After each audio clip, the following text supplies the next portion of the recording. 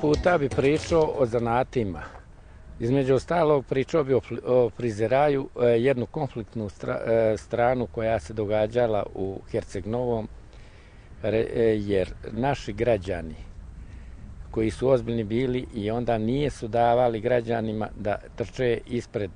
da prije vremena trče u kulturi, nego su zato što je bilo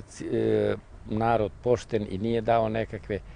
nekakve stvari koje su suprotne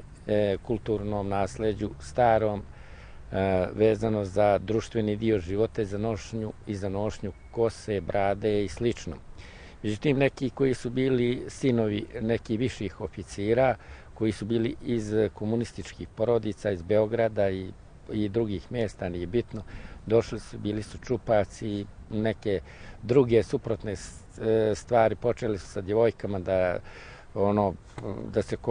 komunikativno ponašaju, dok to građanima nije odgovaralo kosa i brada, i onda su počeli da ih šišaju, tako da je izbila konfliktna strana, i onda su pitali, djevojke se pobunile i oni su pitali sviđa li se ovo vama, kaže da se nama ne sviđa, oni ne bi to ni nosili.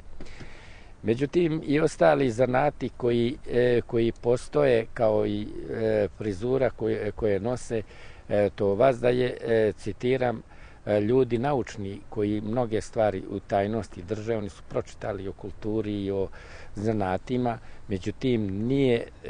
nije su nikad trčali sa tim dokumentima, nego su pustili narod dok ne izbije konfliktna strana, a onda konfliktnu stranu sagledaju da narod da svoj sud i da narod odredi dio kulture. Međutim,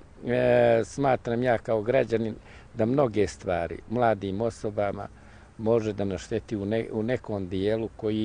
koji bi, nisam, optimista sam da može čovjek komunikativno da se ponaša, ali ono što će da mu šteti za zdravlje perspektivno, ili što će da navodno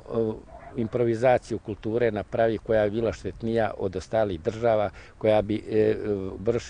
zapravo nizila ugled države i građana koji su posjedovali vrhunske kvalitete da konstruišu i strane države, a ne računajući samo na svoju državu, koji su bili talentovani, pa da ne bi išli ispred vremena, da prije vremena stvaraju u negativne pojave naše društvo i našu državnu zajednicu.